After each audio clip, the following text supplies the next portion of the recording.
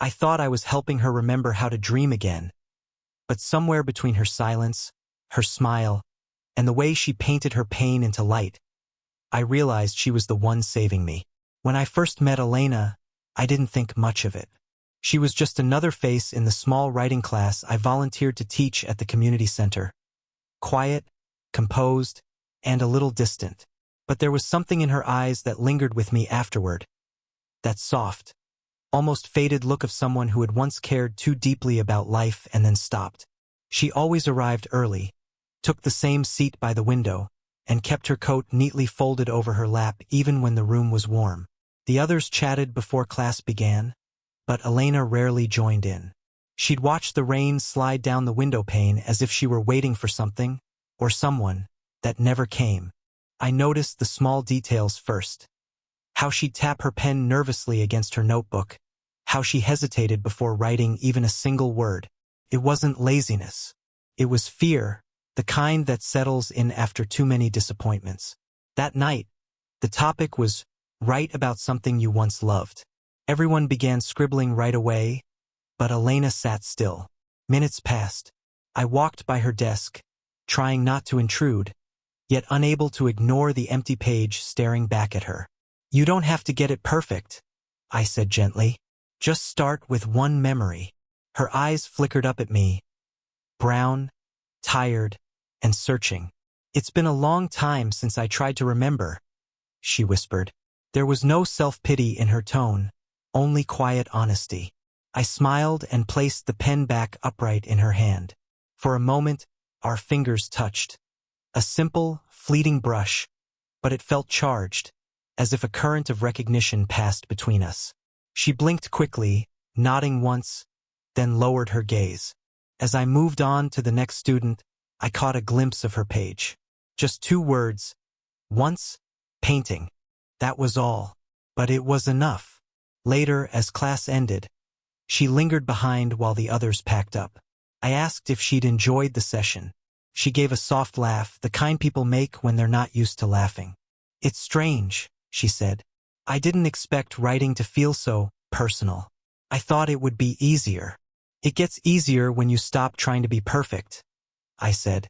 She nodded thoughtfully, pulling her coat around her. Maybe that's what I forgot. How to begin without fear.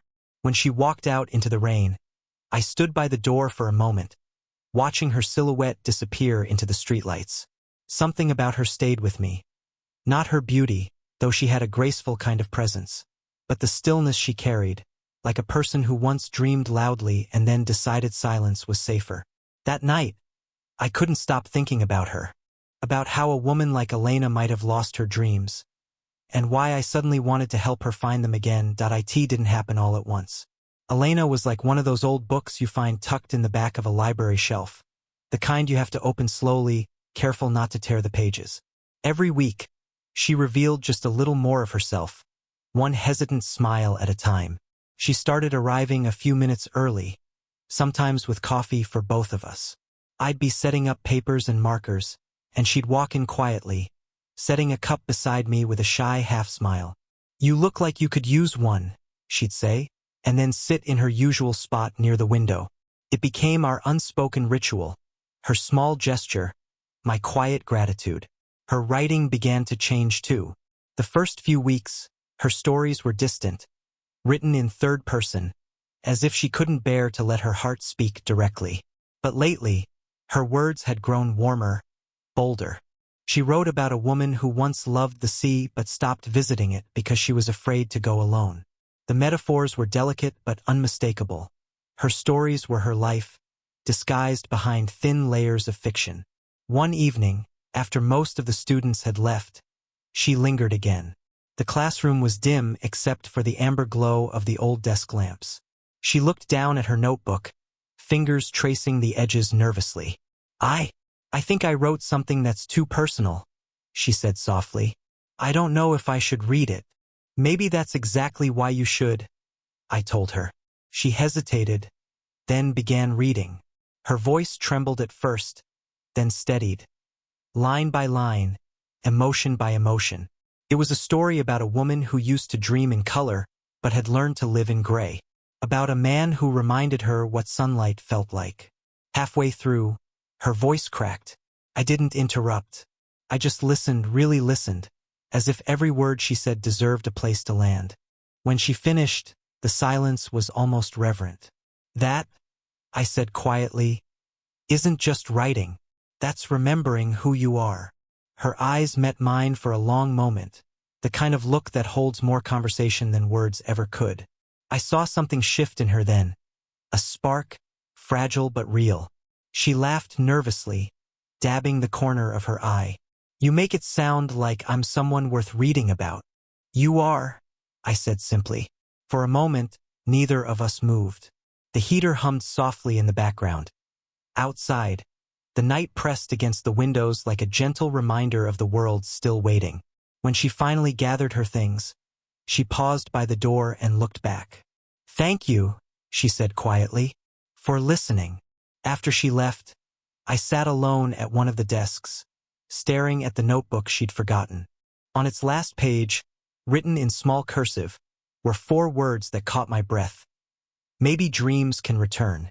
And somehow I knew she wasn't the only one learning that it started with small things. Small, almost invisible moments that only mattered because they were hers. The way Elena began humming softly while writing. The way her hair fell loose around her face instead of tied back. The way her laughter sounded less like politeness and more like release. I told myself it was progress, that she was healing, that the class was helping. But the truth was simpler and far more dangerous. I enjoyed watching her come back to life. After class one evening, she mentioned she used to paint. Casually, as if it didn't matter. It was a long time ago, she said, tucking a strand of hair behind her ear. Before I convinced myself there were more practical things to do. What stopped you? I asked. She smiled faintly. Everything that makes people stop. Love, disappointment, the need to be someone else's version of useful. Something about the way she said it stayed with me.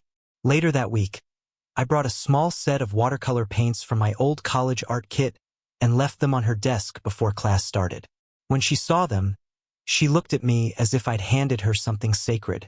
You shouldn't have, she said softly. I wanted to, I replied.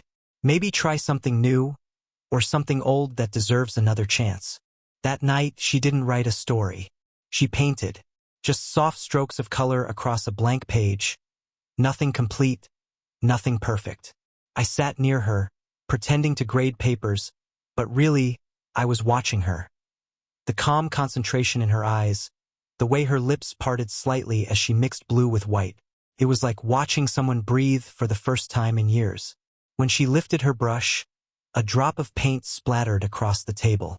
She laughed, genuinely laughed, and looked at me. I'd forgotten how messy dreams can be. I chuckled. That's usually how you know they're real. Later that week, we met at a cafe near the river.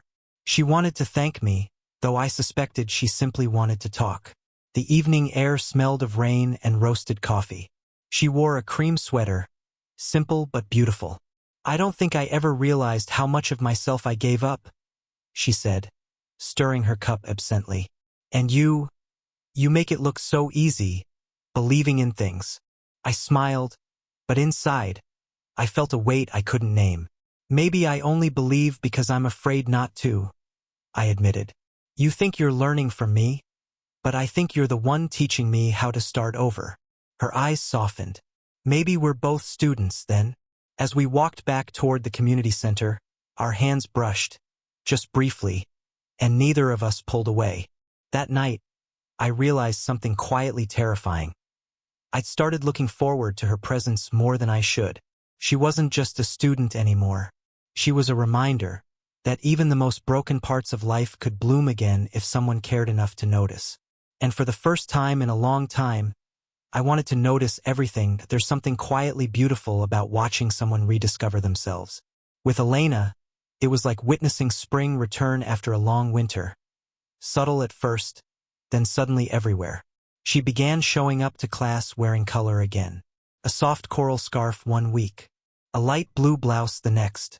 Even the way she carried herself changed.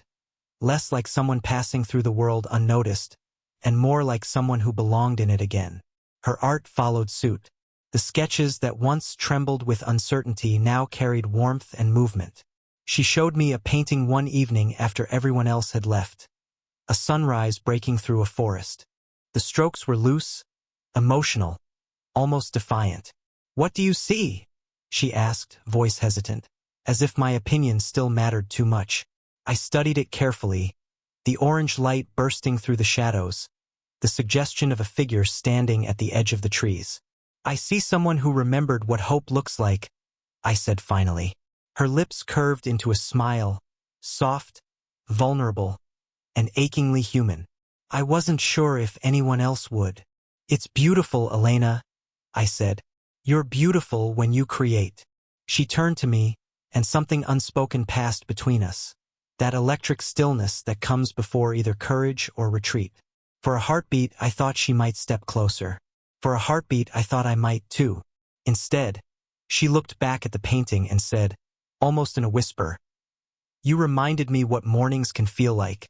Those words hung in the air, delicate and dangerous. I didn't know how to respond. All I knew was that my pulse wouldn't slow down.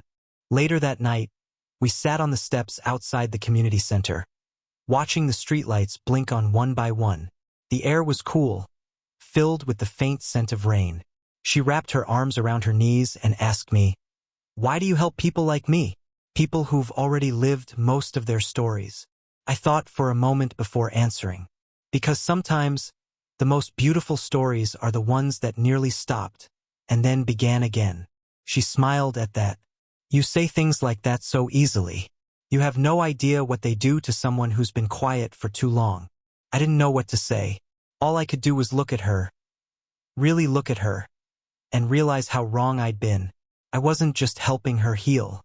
Somewhere between our late-night talks, her laughter, and the soft way she looked at the world, she'd started healing me, too.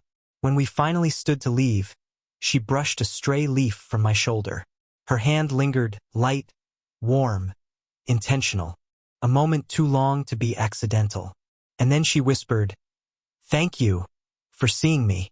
I wanted to tell her that I'd never stopped seeing her, that every color she painted had already found its place in me.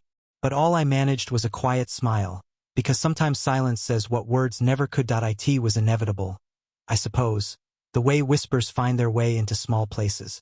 When something pure begins to glow, the world can't help but notice. The students had started to talk. I caught the glances they exchanged when Elena lingered after class, the half-smiles when we shared quiet moments by the window.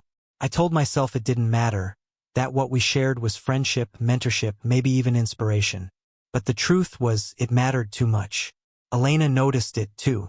Her presence became slightly more distant, her laughter more careful. She began leaving right after class, avoiding those long, gentle pauses that used to feel like home. One evening, I asked if everything was all right. She gave a small, polite smile, the kind that hides exhaustion. "People talk," she said simply. "They always will." Her tone wasn't angry, just resigned. It hurt more than anger ever could. "I don't care what they say," I told her. "I do," she replied quietly. "Not because they're right, but because I've lived through judgment before. It takes years to rebuild a life, and only one rumor to undo it." Her words settled between us like the weight of unspoken truth. I wanted to tell her that what we shared wasn't wrong, that it was born of honesty, not impulse, but I stayed silent. Sometimes words only make fragile things fall apart faster. A week later, the storm came, literal and emotional. Heavy rain poured all evening, drumming against the roof of the old building where our class met. Half the students didn't show. Those who did left early. By the end of the night, it was just the two of us, and then the lights went out. The room fell into soft darkness, the only light coming from a few emergency candles flickering on the desk. For a long moment, neither of us spoke. The air was thick with the scent of wax and rain. "It's strange," she murmured finally, "how quiet the world becomes when you stop pretending you don't care." Her words hit something deep in me. I moved closer, not to break the silence but to share it. "Maybe we're both pretending," I said softly. "You think I'm teaching you to dream again, but I think you're the one reminding me what it means to feel alive." She looked up, eyes glistening in the candlelight. There was no hesitation this time, just truth. "You shouldn't say things like that," she whispered, voice trembling. "Why not?" "Because I'll believe you." The storm outside roared, thunder echoing in the distance. Inside, the air seemed to still completely. Slowly, without meaning to, my hand found hers on the table. She didn't pull away. Her fingers tightened around mine. Warm, sure, and full of everything we couldn't yet say aloud. We sat like that, no promises, no declarations, just two people caught between restraint and longing, holding on to something fragile and real. When the lights finally flickered back to life, she withdrew her hand, eyes downcast. "You should go," she whispered. But even as I walked out into the rain, I could still feel her touch, the quiet confession neither of us had the courage to speak, but both of us already understood. The weeks that followed were quieter. We spoke less, though the air between us was never empty. It hummed softly with the memory of that night, with everything we'd said without saying it. Elena threw herself into her art, and I into helping her prepare for something she once called impossible. Her first gallery submission. She had titled the series Learning to Dream. Each canvas told a fragment of her story. A woman standing by the ocean's edge, a hand releasing a paper lantern into the dusk, a window cracked open just enough to let light spill in. Her palette had changed completely, from cold grays to deep blues, warm amber, and streaks of gold. Every brushstroke seemed to hold a piece of her resurrection. The night of the exhibition arrived on the first clear evening after weeks of rain. The gallery was small but full, friends, colleagues, curious strangers. I arrived early, though she was already there, moving gracefully between guests. When she saw me, her expression softened. That gentle mix of gratitude and something else we didn't name. "You came," she said, almost shyly. "I wouldn't miss this," I replied. She wore a simple navy dress, elegant and understated, with a small silver necklace I hadn't seen before. There was color in her cheeks, a quiet confidence that made my chest ache with pride. As the evening went on, I watched people gather around her paintings, watched her light up as she spoke about them. Not with the hesitation I first met, but with certainty. When she stepped up to give a short speech, the room hushed. "I painted these pieces," she said, "during a time when I thought I'd forgotten how to dream. But sometimes, someone crosses your path who sees something in you you'd stopped believing in. Someone who reminds you that even broken things can still glow." Her eyes found mine across the crowd as she said it. My throat tightened. In that moment, I realized that whatever this was, teacher and student, friend and friend, something deeper, it had already changed us both. After the applause, we slipped outside into the cool night. The city buzzed around us, but the space between us was quiet, familiar. She carried her coat draped over her arm, her shoulders bare beneath the soft streetlight. "You did it," I said. "You found your color again." She smiled, looking up at the stars barely visible above the city haze. "You helped me remember it was still there." I wanted to tell her everything. How proud I was, how much she'd come to mean to me, how her strength had quietly healed something hollow inside me. But all that came out was a whisper. "You taught me more than I ever taught you." She stepped closer then, close enough for me to feel her warmth. With gentle fingers, she adjusted my scarf, brushing the edge of my jaw as she did. "You taught me to dream again," she said softly. "And you reminded me what it feels like to be seen." For a long moment we just stood there, no need for words, no need to define what had already become something sacred. And as she smiled, calm, certain, luminous, I realized this was her gift to me. Not her affection, not her gratitude, but the quiet truth that sometimes love doesn't need to be claimed to be real. Months passed after that night. Months that felt both full and hollow at once. Elena had taken the fellowship she mentioned, moving to another city along the coast. I told her she should go, that she couldn't let comfort keep her from growth. But when I hugged her goodbye at the train station, something inside me resisted, something I didn't know how to name. We promised to stay in touch, and we did at first. Occasional messages, small updates, photos of her new studio overlooking the sea. She wrote about the smell of salt in the air, the sound of gulls at dawn, and how the light there seemed to change every color she painted. Each message carried a piece of peace, and a quiet distance that felt both right and painful. I went back to teaching, to writing, to my ordinary days. But something in me had shifted. The classroom felt different without her, emptier, quieter. I found myself pausing sometimes at her old seat by the window, watching the late sunlight spill across the desk the way it used to touch her hands when she wrote. One afternoon, a small envelope arrived in the mail. No return address, just my name written in her familiar handwriting. Inside was a simple note. You once said hope has color. I thought you should see what mine looks like now. Beneath it was a small print of one of her new paintings. A man standing on a pier at dawn, holding a lantern toward the horizon. The figure's face wasn't detailed, but I knew it was me. Weeks later, I found myself in her city for a work event.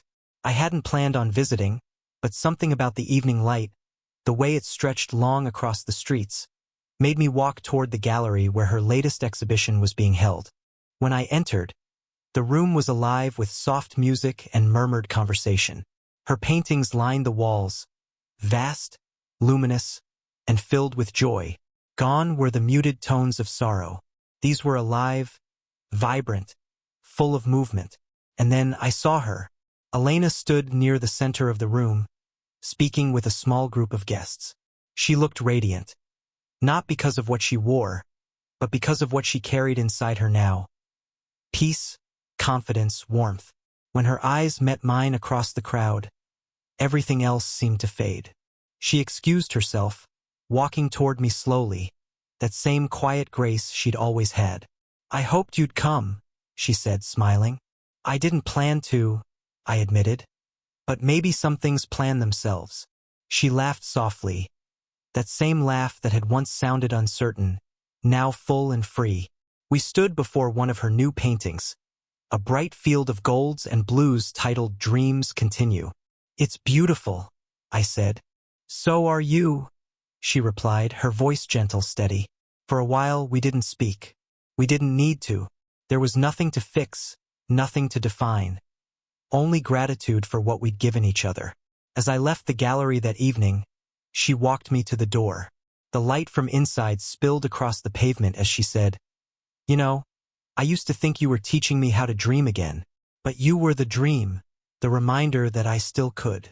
I smiled, my chest warm with both love and peace, and you were the proof that I could still feel it.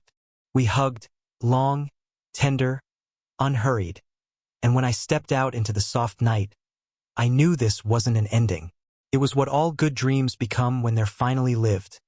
A memory that keeps breathing quietly, even when you wake.